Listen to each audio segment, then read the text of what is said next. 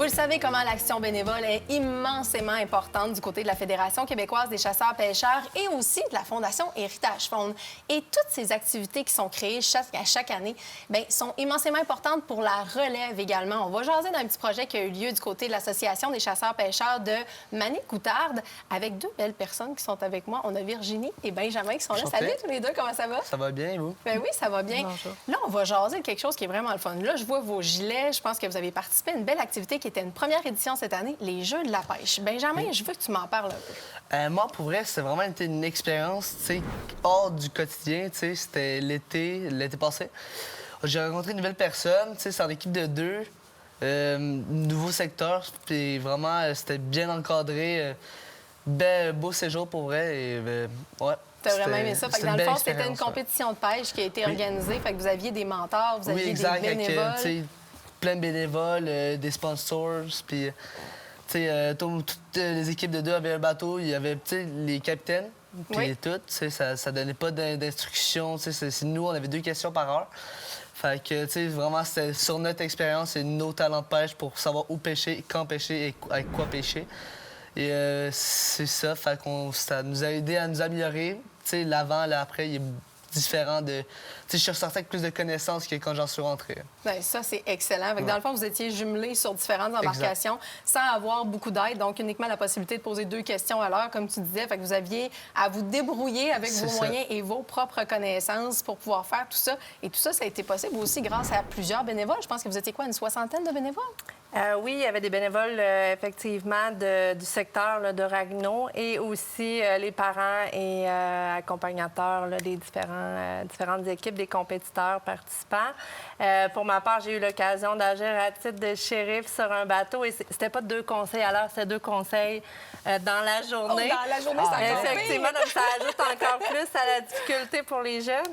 Mais dans le fond, moi, mon rôle était d'assurer l'impartialité sur le bateau puisque à même un bateau, bien, personne se connaît. Oui, l'équipe en soi de jeunes participants pêcheurs, mais le capitaine, le shérif, tout le monde est impartial, personne ne se connaît. Donc, le rôle du shérif était d'effectivement assurer ça, mais aussi de comptabiliser les points qui s'effectuaient sur différents critères que je pourrais te laisser d'ailleurs parler un tout petit peu. Ben oui. C'était quoi les critères exactement que tu avais pour pouvoir réussir à accomplir la compétition? Avec le plus de points possible. Bien, tu sais, ça dépend aussi du type de pêche. Il y a le type de lancer léger, pêche à la mouche. Tu sais, la pêche à la mouche, ça rapporte plus de points parce que c'est une pêche plus nichée. C'est ça, c'est plus difficile. Donc, oui, c'est ça, plus technique. Le type d'hameçon, tu sais, soit c'est un trépied ou encore les hameçons écrasés, là, tu sais. Oui. Ça, donc, c'est sans sûr ardillon. que c'est ça rend la pêche plus difficile, donc ça rajoute des points. Oui. Le temps de remise à l'eau aussi, tu sais, plus d'1 minute, t'as pas de points. Moins d'1 minute, t'as des points. La taille du poisson, comme je pense que je t'ai dit, ça rajoute plus de points. Ben et oui, le nombre de bon. poissons, c'est sûr que ça fait plus de points. Et l'espèce aussi. L'espèce c'est aussi, sûr, parce que là, vous avez différentes espèces de ce côté-là. C'est différent. T'es natif de où, toi? De Saint-Raymond. Saint-Raymond, donc toi, tu es plus dans le secteur ici. Fait que là, il y avait des espèces de poissons que tu n'avais probablement jamais pêchées. Ben, tu sais, ouais, mais c'était, tu sais, comme le brochet, c'est un peu de la même famille que le masquinongé comme on a dans mon lac, là. Fait tu sais, je sais un peu à quoi m'attendre, mais oui, comme tu dis, c'est différent. Oui, c'était totalement différent. Puis là, moi, ce que je veux voir un peu, parce que là, on a vu l'expérience du côté, on va dire, bénévole, donc un peu plus mentor, parce que vous étiez là aussi pour chapeauter les différentes activités. Et toi, de ton côté, en tant que relève, si demain matin, tu as un message à passer à cette relève-là pour pouvoir participer s'il y a d'autres éditions, qu'est-ce que tu leur dis? Allez-y, pour vrai, c'est pas une expérience, ça va pas manquer, pour vrai. Tu sais, c'est bien encadré, nourri, tu sais, on a une tente, une roulotte, tu viens, puis tu sais, pour vrai, bénévole, puis tout, c'est bien encadré. Tu sais, ça part tôt le matin, ça finit tard le soir. Si t'es un passionné de pêche, tu dois y aller. C'est une très belle expérience, tu sais, surtout l'été. C'est comme t'as un feeling différent. T'as juste envie de rester, genre, avec le beau paysage, des conifères, puis tout. C'est vraiment beau, une belle expérience de pêche pour Ça durait combien de jours? 2 jours. C'était sur 2 jours, ouais. C'était pas assez long pour toi? Non, pour vrai, je suis resté, même. Ouais. Et toi, de ton côté, si tu avais justement peut-être dire un message à ces jeunes-là, peut-être aussi des bénévoles, peut-être des futurs mentors, comment tu l'as moi, j'ai eu la chance d'être jumelée, si on peut dire, là, avec un capitaine du secteur de la place là, de la rivière du réservoir Outarde 2. Donc, il connaissait vraiment bien son spot. Puis, C'était une première pour moi dans ce secteur-là en plus, donc vraiment coup de cœur pour la Côte-Nord et cette organisation-là.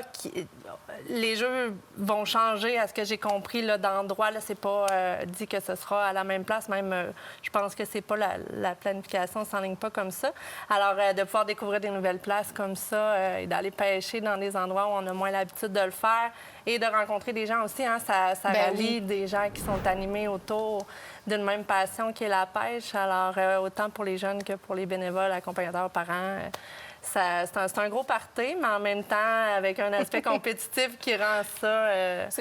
on appelle ça les Jeux de la quotidien. pêche, c'est ça, mais Ouais. c'est un bel échange, c'est une belle occasion de faire des activités en plein air. Vous avez entre 12 et 16 ans, bien, ça va être le moment de participer, c'est simple pour pouvoir être au courant. Vous allez du côté de la Fédération québécoise des chasseurs-pêcheurs, vous allez vous inscrire à l'infolette pour être sûr de manquer aucun détail puisqu'on va l'annoncer à cet endroit-là. Et n'oubliez pas aussi de participer à des activités telles que l'Encan Héritage Faune à chaque année qui a lieu, notamment cette année, ça va être du 4 au 24 novembre. Participez, vous allez offrir des dons pour permettre à des jeunes de vivre des activités d'envergure comme celle-là. Merci à vous deux, sincèrement. Merci beaucoup. Ben, merci à vous de nous avoir invités et de nous avoir accueillis. Pour vrai, c'était une belle expérience de partager mon expérience. Peut-être c'est toi qui vas être mentor l'année prochaine. Qui Ouais, sait? peut-être. Hey, restez là de l'autre côté de la pause, on s'en va tout de suite après.